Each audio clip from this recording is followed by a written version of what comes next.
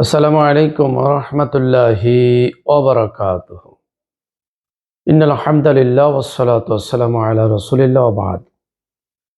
সম্মানিত দর্শক শ্রোতা মণ্ডলী, আশা করি আপনারা সকলেই ভালো আছেন এবং আল ওয়াহিদ পরিবারের সাথে আছেন। আজকে আমরা আপনাদের সামনে উপস্থিত হয়েছি সূরা আম্বিয়া নিয়ে। কোরআনুল কারীমের ২১তম সূরা। এই সূরাটির নামকরণ, শানে নুজুল এবং শিক্ষা নিয়ে আলোচনা করব ইনশাআল্লাহ। ইতিপূর্বে আমরা সূরা তহা পর্যন্ত আলোচনা শুনেছি। আজকে আমরা সূরা আম্বিয়া। আম্বিয়া অর্থ হলো নবীগণ। নবীনের বহুবচন হলো আম্বিয়া। এই সূরাতে অসংখ্য নবী রাসূলদের আলোচনা এসেছে, যার কারণে এই সূরাটির নামকরণ করা হয়েছে আম্বিয়া। শানে নুজুল হলো, এই সূরাটি নাজিল হয়েছে রাসূলের মাক্কি জীবনের দ্বিতীয় পর্যায়ে, অর্থাৎ শেষ ধাপের আগে, যখন জুলুম নির্যাতন চতুর্দিকে ছড়িয়ে পড়েছিল, যখন কাফের মুশরিকরা নবীর নবুয়তকে অস্বীকার করছিল, তার আল্লাহর এই বিধানকে অস্বীকার করছিল, তখন এই সূরাটি নাজিল করে এই কাফেরদেরকে পূর্ববর্তী নবী রাসূল এবং তদানীন্তন সমাজের ঘটনা আলোচনা করে তাদেরকে সতর্ক করা হয়েছে। এই সূরার কেন্দ্রীয় আলোচ্য বিষয় হলো নবী প্রেরণ মানব জাতির প্রতি রহমত। আল্লাহ পাক সেই বিষয়টা এখানে তুলে ধরেছেন যে নবী রাসূলগণ হলো মানব জাতির জন্য রহমত স্বরূপ। এই সূরার আলোচ্য বিষয় এখানে গাফিলতি ও অবহেলায় মত্ত লোকদের সতর্ক করে বলা হয়েছে যে হিসাব নিকাশের সময় ঘনিয়ে এসেছে। এই সূরার ১ থেকে ২ নম্বর আয়াতে এই বিষয়টি আলোচনা করা হয়েছে। আরও বিশেষ করে পূর্ববর্তী যুগের কাফির ও মিথ্যুকদের ভয়ানক পরিণতির দৃষ্টান্ত আল্লাহ পাক তুলে ধরেছেন। এছাড়াও আল্লাহর একচ্ছত্র কর্তৃত্ব ও নিয়ন্ত্রণের বর্ণনা এই সূরার ৩০ থেকে ৩৩ নম্বর আয়াতে আলোচনা করা হয়েছে। সম্মানিত দর্শক শ্রোতা মণ্ডলী, অসংখ্য বিষয় একটা সূরাতে আমরা জানি যে অসংখ্য বিষয় আলোচনা করা হয়েছে। আমরা সকল বিষয়গুলোই স্বল্প পরিসরে আলোচনায় নিয়ে আসা সম্ভব নয়। এই জন্য খুবই গুরুত্বপূর্ণ যে বিষয়গুলো, সেই বিষয় সবই গুরুত্বপূর্ণ। কোরআন কারীমের সকল বিষয়গুলোই গুরুত্বপূর্ণ। তার ভিতরে কয়েকটি বিষয় আপনাদের সামনে আলোকপাত করতে চাই। এই সূরা থেকে আল্লাহ পাক যে শিক্ষাগুলো আমাদেরকে দিতে চাচ্ছেন, তার কয়েকটি বিষয় আপনাদের সামনে উপস্থাপন করতে চাই।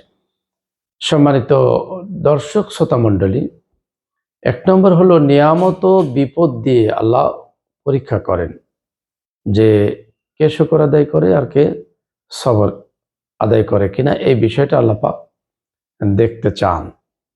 যেমন এই সূরার ৩৫ নম্বর আয়াতে আল্লাহ পাক বলেছেন, কুল্লু নাফসিন যায়িকাতুল মাউত ওয়া নাবলুকুম বিশ-শাররি ওয়াল খায়রি ফিতনাতান। আল্লাহ পাক বলছেন যে প্রত্যেকটা আত্মাকে মৃত্যুর স্বাদ গ্রহণ করতে হবে। আমি মানুষকে ভালো এবং মন্দ দিয়ে আমি পরীক্ষা করব। আল্লাহ পাক কিছু কল্যাণ দিতে দেন এবং অমঙ্গলও দেন। মঙ্গল এবং অমঙ্গল দুইটাই আল্লাহ পাক দিয়ে পরীক্ষা করতে চান যে কে এই যে আমার নিয়ামতে কে শুকরগুজার আদায় করে এবং কে এই বিপদে ধৈর্য ধারণ করে, এই বিষয়টি আল্লাহ পাক দেখতে চান। সম্মানিত দর্শক শ্রোতা মণ্ডলী, এই জন্য আল্লাহ পাক যেহেতু এই পৃথিবীতে আমাদেরকে পরীক্ষা নিচ্ছেন, এখানে বিপদ মুসিবত আসবে, বিপদ মুসিবতে আমাদেরকে সবর ইখতিয়ার করতে হবে। আর আল্লাহ পাক যে নিয়ামত দিয়েছেন, এই নিয়ামতের অবশ্যই শুকরগুজার করতে হবে। কোনো অবস্থাতেই অকৃতজ্ঞ হওয়া যাবে না। কারণ আল্লাহ পাক অন্য আয়াতে বলেছেন, লাইন শাকারতুম লাযিদান্নাকুম ওয়া লাইন কাফারতুম ইন্না আযাবি লাশাদীদ। আল্লাহ পাক বলছেন যে যদি তোমরা আমার নিয়ামতের শুকরগুজার আদায় করো তাহলে আমি নিয়ামত বাড়িয়ে দিব, আর নিয়ামতের যদি নাশুকরিয়া আদায় করো তাহলে কঠিন আযাবের হুঁশিয়ারি আল্লাহ পাক দিয়েছেন। এজন্য সম্মানিত দর্শক শ্রোতা মণ্ডলী, আমরা অবশ্যই আল্লাহ নিয়ামতের ভিতরে ডুবে আছি। অগণিত অসংখ্য নিয়ামত আল্লাহ পাক আমাদেরকে দিয়ে ধন্য করেছেন। এই নিয়ামতের কৃতজ্ঞতা স্বীকার করতে হবে, আল্লাহর শুকরিয়া আদায় করতে হবে। আর শুকরিয়া আদায় করলে আমরা মানসিকভাবে ভালো থাকবো, সুস্থ থাকবো। মানুষ যখন বেশি বেশি শুকরিয়া আদায় করে, চিকিৎসা বিজ্ঞান বলছে যে তার হার্ট ভালো থাকে, তার প্রেশার ভালো থাকে, নানাবিধ উপকার রয়েছে। এই জন্য আমরা সবসময় আল্লাহ নিয়ামতের কৃতজ্ঞতা স্বীকার করব। আর বিপদ আপদ দিয়ে যেহেতু আল্লাহ পাক পরীক্ষা নিতে চেয়েছেন, এই জন্য আমরা অবশ্যই সবর ইখতিয়ার করব। আল্লাহ পাক সূরা বাকারাতে বলেছেন, ওয়ালা নাবলুওয়ান্নাকুম বিশাইইন মিনাল খাউফি ওয়াল জু'i ওয়া নাকসিম মিনাল আমওয়ালি ওয়াল আনফুসিস সামারাত ওয়া বাশশিরিস সাবিরিন। আল্লাহ পাক বলছেন যে অবশ্যই আমি তাদেরকে ভয়, ক্ষুধা, জানমালের ক্ষতি, শস্য ফলের ক্ষতির বিনিময়ে আমি পরীক্ষা নেব। এরপর আল্লাহ পাক রসুলকে বলছেন যে রসুল, যারাই পরীক্ষায় সবর ইখতিয়ার করবে তুমি তাদেরকে সুসংবাদ দাও, তারা অবশ্যই আল্লাহর পক্ষ থেকে তারা প্রতিদান পাবে। তাহলে আমরা এই বিষয়টা খেয়াল করব। 2 নম্বর হলো যে আমল যদি যাররা পরিমাণ হয়, তার সূক্ষ্ম বিচার আল্লাহ পাক করবেন এবং সূক্ষ্ম বিচার হবে। যেমন দেখুন এই সূরার 47 নম্বর আয়াতে আল্লাহ পাক বলছেন, ওয়ানাদাউল মাওয়াজিনাল কিসতা লিয়াউমিল কিয়ামাতি ফালা তুজলামু নাফসুন শাইআন। আল্লাহ পাক বলছেন যে আদালতে আখিরাতে তিনি ওজন দণ্ড বা দাড়িপাল্লা মিজান তিনি স্থাপন করবেন, যে সেই দিন কারো প্রতি সামান্যতম জুলুম করা হবে না। এরপর আল্লাহ পাক বলছেন, ওয়াইন কানা মিসকালা হাববাতিন মিন খারদালিন আতাইনা বিহা। একটা সরিষার দানা পরিমাণ, খরদাল বলা হয়েছে, হাব্বাতিন মিন খরদাল, সরিষার দানা পরিমাণও যদি আমল কেউ করে, সেটা ভালো হোক মন্দ হোক, আল্লাহ পাক সেটা নিয়ে আসবেন এবং তার বিচার করবেন। সূরা জিলজালে আল্লাহ পাক বলেছেন, ফামান ইয়ামাল মিসকালা যাররাতিন খায়রান ইয়ারা ওয়া মান ইয়ামাল মিসকালা যাররাতিন শাররান ইয়ারা। কেউ যদি সামান্যতম যাররা পরিমাণ ভালো কাজ করে, তাও সেই দিন সে দেখবে তার আমলনামায় সেটা লিপিবদ্ধ আছে। আবার যাররা পরিমাণ খারাপ কাজ করলে সেটাও সে দেখতে পাবে। তার মানে একবারে সূক্ষ্মাতি সূক্ষ্ম বিচার করা হবে, কোনো ধরনের অবিচার করা হবে না, সামান্যতম জুলুম করা হবে না। তাহলে এই সূরা থেকে আমরা শিক্ষা নিতে পারি যে অপরাধ করা যাবে না, কোনো অবস্থাতেই আমরা কোনো গর্হিত কাজ করব না, যাবতীয় নেক কাজ আমরা করার চেষ্টা করব ইনশাআল্লাহ। এরপরে আল্লাহ পাক যেটি শিক্ষা দিতে চাচ্ছেন যে কোরআন সৌভাগ্যের একমাত্র চাবিকাঠি। আল্লাহ পাক বলেছেন, ওয়াহাযা যিকরুম মুবারাক, এটি হলো সৌভাগ্যের চাবিকাঠি, এটা অত্যন্ত বরকতপূর্ণ নসিহা। আনজালনাহু, যা আমি নাজিল করেছি। আফাআনতুম লাহু, এবার আল্লাহ পাক বলছেন যে আফাআনতুম লাহু মুনকিরুন, এরপরেও কি তোমরা এই বিধানকে, এই আল্লাহর বাণীকে তোমরা অস্বীকার করবে?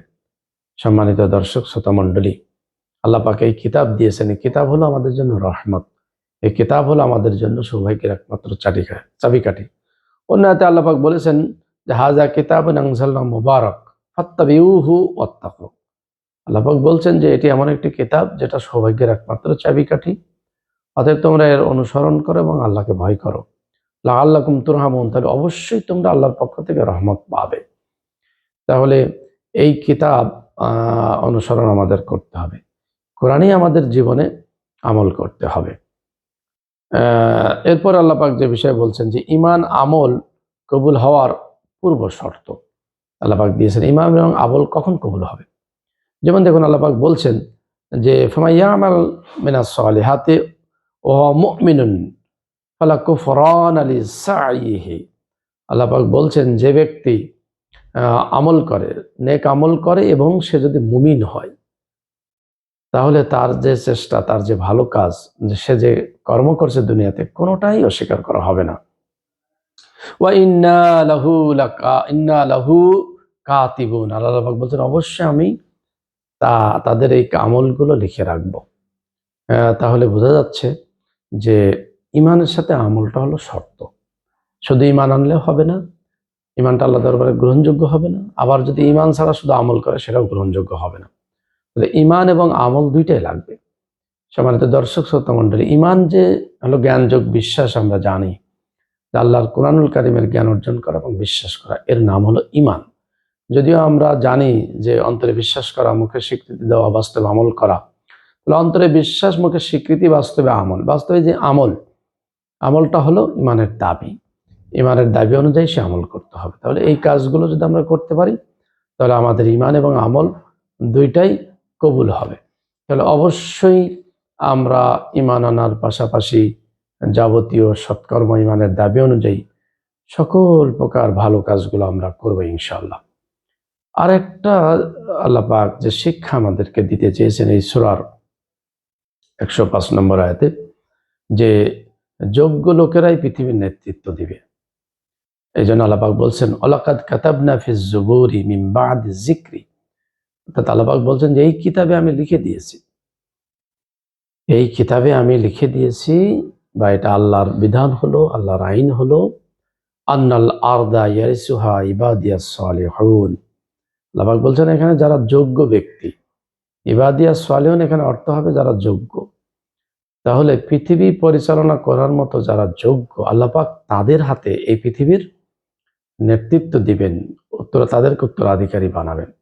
এই জন্য শুধু ঈমান আমল থাকলেই যে হবে তেমনটি না, তাহলে পৃথিবী পরিচালনা করার মতো যোগ্যতম লোকও থাকতে হবে।